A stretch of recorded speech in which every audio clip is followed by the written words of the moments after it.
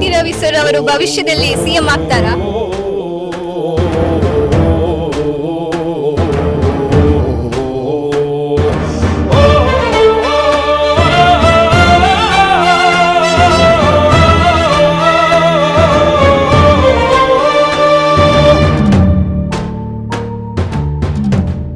ನಮಸ್ಕಾರ ವೀಕ್ಷಕರೇ, ವಿಕಸನ ಟಿವಿಗೆ ಸ್ವಾಗತ. ನಾನು ಸಹನಾ ಕೊಲ್ಪೆ. ಇವತ್ತು ನಮ್ಮ ಕಾರ್ಯಕ್ರಮದಲ್ಲಿ ಕರ್ನಾಟಕ ರಾಜಕೀಯ ಕ್ಷೇತ್ರದಲ್ಲಿ ತನ್ನದೇ ಆದಂತಹ ಛಾಪನ್ನ ಮೂಡಿಸಿರುವವರು, ಮಾಜಿ ಸಚಿವರು, ಶಾಸಕರು ಹಾಗೂ ಪ್ರಸ್ತುತ ವಿಧಾನ ಪರಿಷತ್ನಲ್ಲಿ ಸದಸ್ಯರು ಆಗಿರುವಂತಹ ಡಾಕ್ಟರ್ ಸಿ.ಟಿ. ರವಿ ಸರ್ ಅವರು ನಮ್ಮೊಂದಿಗಿದ್ದಾರೆ. ಬನ್ನಿ ಮಾತನಾಡಿಸೋಣ. ನಮಸ್ತೆ ಸರ್.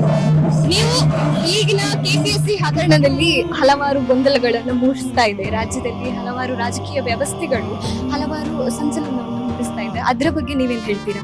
ಕೆಪಿಎಸ್ಸಿ ಅಕ್ರಮ ನಡೆದಿರೋದು ಅಂಗೈ ಹುಣ್ಣಿನಷ್ಟು ಸ್ಪಷ್ಟ.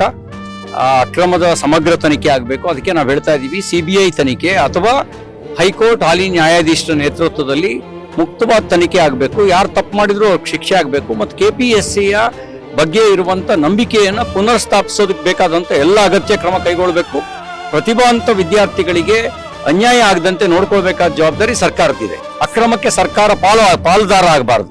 ಸರ್, ನಮ್ಮ ಪುತ್ತೂರಿಗೆ ಬಂದು ವಿವೇಕಾನಂದ ವಿದ್ಯಾಸಂಸ್ಥೆಯನ್ನ ಕಂಡು ಯಾವ ರೀತಿಯಲ್ಲಿ ಅನಿಸಿಕೆಯನ್ನ ಹೇಳ್ತೀರಾ? ಇಲ್ಲಿ ಶಿಕ್ಷಣದ ಜೊತೆಗೆ ಸಂಸ್ಕಾರ ಕೊಡ್ತಾ ಇದ್ದಾರೆ. ಒಂದು ಒಳ್ಳೆ ಸಂಸ್ಥೆ, ಸಾವಿರಾರು ಜನ ಬದುಕು ಕಟ್ಕೊಳ್ಳೋದಕ್ಕೆ ಮತ್ತು ಸಮಾಜದ ನಡುವೆ ಬದುಕೋದಕ್ಕೆ ಸಹಾಯ ಆಗಿದೆ.